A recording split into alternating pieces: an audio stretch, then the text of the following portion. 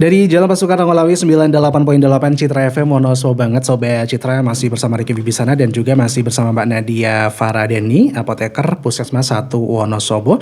Dan sebelum kita lanjut lagi, kita sapa dulu nih untuk Sobat Citra dan juga mungkin para followersnya ini ya, Instagram Puskesmas 1 Wonosobo ya.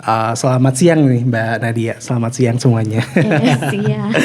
Siang, malam, pagi, semuanya pokoknya ya. Oke, Mbak Nadia lanjut lagi. Tadi sempat Ricky menanyakan gitu kalau sampai berlebihan gitu. Walaupun paracetamol itu dibilang aman ya Mbak Nadia ya. Iya. Tapi kalau sampai berlebihan gimana sih efeknya Mbak Nadia?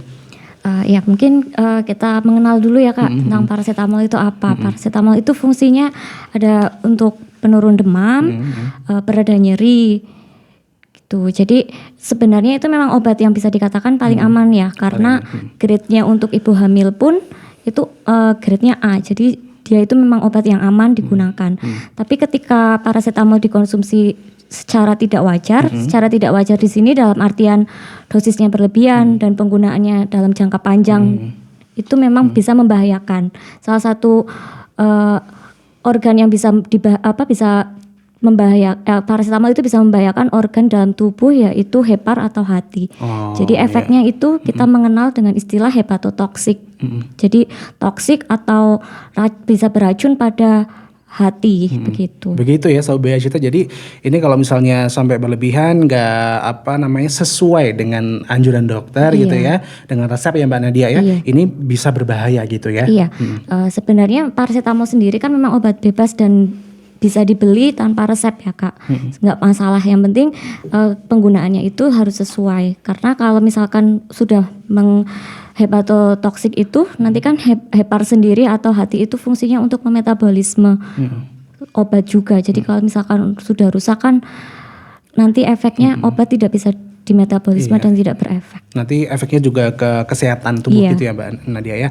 Oke Mbak Nadia, ini untuk aturan mengkonsumsi paracetamol ini yang benar bagaimana Mbak Nadia ini untuk anak-anak dan dewasa?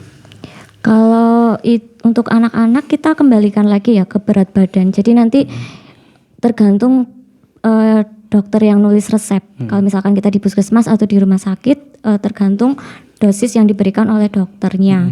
Tapi biasanya kan anjurannya kita melihat lagi dengan, kalau misalkan dewasa kan umumnya 3 kali sehari gitu ya, gampangnya 3 kali sehari sudah makan.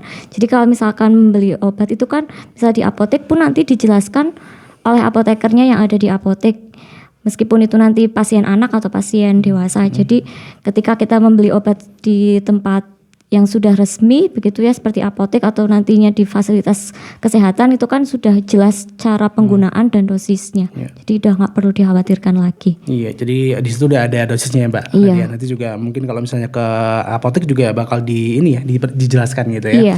Ya lanjut lagi Mbak Nadia, ini bagaimana sikap orang tua gitu ya di masyarakat nih kalau misalnya anaknya tiba-tiba panas di rumah, ini masih tersedia paracetamol sirup Mbak Nadia. Ini apakah boleh diminumkan gitu? Sesisa yang dulu atau gimana ini sirup ya? Kita lihat lagi ke belakangnya, berarti pasien itu membeli obatnya kapan dan apakah paracetamol sirup itu sudah dibuka kemasannya atau belum? Karena ada istilah kalau di farmasi itu namanya BUD atau Beyond Use Date. Jadi batas penggunaan obat dari ketika obat itu dibuka dari sediaan primer. Sediaan primer itu dari bungkusnya. Kalau misalkan paracetamol itu, paracetamol sirup ya, ini kita lagi bahas paracetamol sirup, itu kan dia ada tutupnya ya Kak. Ketika tutupnya udah dibuka, itu untuk batas penggunaan sirup itu 1 bulan setelah dibuka. Jadi misalkan ibu-ibu di rumah ini udah membukanya bulan kemarin, otomatis sekarang udah nggak boleh digunakan. Udah nggak boleh digunakan. Ya, kalau disimpan di kulkas gimana Mbak Nadia? Kalau untuk sediaannya kan biasanya kalau untuk sirup itu di suhu ruang. Jadi kita tidak perlu menyimpan di kulkas. Oh gitu ya. Ya, jadi perlu digarisbawahi tidak semua obat itu bisa atau boleh disimpan di suhu kulkas. Karena kulkas itu kan udah dingin ya. Suhu ruang sendiri kan 20 sekitar 26 derajat, gitu, 26, 27. Jadi untuk sediaan paracetamol itu atau untuk sirup itu biasanya cukup disimpan di suhu ruang, yang penting tidak terkena sinar matahari langsung dan dijauhkan dari jangkauan anak-anak. Iya, ini kadang kan juga ada orang tua yang biar tahan lama lah gitu ya, ditaruh di kulkas ya Mbak Nadia Iya, ya. iya, kadang Ini begitu. ternyata tidak diperbolehkan ya. Tidak diperbolehkan dan tidak mempengaruhi stabilitas atau stabilitas obat itu. Stabilitas itu nanti kita mempengaruhi ke keamanan obat itu. Apalagi kalau udah dibuka, ini tadi Mbak Nadia sebutkan sebulan, satu bulan ya. Itu berarti udah nggak bisa digunakan lagi atau gimana Mbak Nadia? Iya, sudah tidak bisa digunakan dan lebih baik dibuang saja.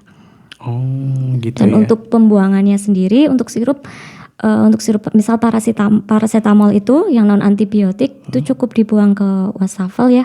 Nanti baru botolnya kita buang ke tempat sampah. Itu untuk mengurangi resiko ini biar obatnya itu tidak disalahgunakan. Iya, nanti tiba-tiba dibuang sembarangan, nanti anaknya bisa ngambil ya Mbak Nadia gitu ya. Betul. Oke, nah ini bagaimana menyikapi peristiwa ini Mbak Nadia yang kemarin sempat viral sirup paracetamol penyebab gagal ginjal nih? Apakah kepanikan tuh masih ada gitu atau gimana Mbak Nadia? Mungkin kepanikan jelas masih ya, mungkin untuk beberapa kalangan pasti masih ada Apalagi ibu-ibu kepanikan. yang punya Anak kecil. Tapi mungkin kan sekarang juga sudah rilis seperti yang tadi saya sudah sampaikan, dari BPOM sudah merilis daftar obat yang aman. Jadi kalau misalkan kita beli obat di apotek atau kita berobat ke Fasiankes itu sudah pasti kita memberikan obat-obatnya itu yang aman begitu ke pasien. Jadi tidak perlu khawatir. Dan selain itu kan dari tenaga kesehatan kita sudah memberikan edukasi kepada orang tua bahwa yang berbahaya itu bukan kandungan paracetamolnya. Iya. Gitu ya. Jadi untuk Sobat Citra mungkin yang masih bingung Mbak Nadia nih, obat apa saja sih yang seharusnya udah nggak dikonsumsi atau masih dikonsumsi, ini bisa langsung datang ke puskesmas ya, daripada kita nyebutin merek ya kan. Iya kan nggak etis ya kan. Oke, jangan kemana-mana Sobat Citra. Habis ini kita akan kembali lagi masih bersama Mbak Nadia dan juga Ricky Wibisana di TTS Tanya Jawab seputar kesehatan barengan Citra FM Wonosobo dan juga Puskesmas 1 Wonosobo.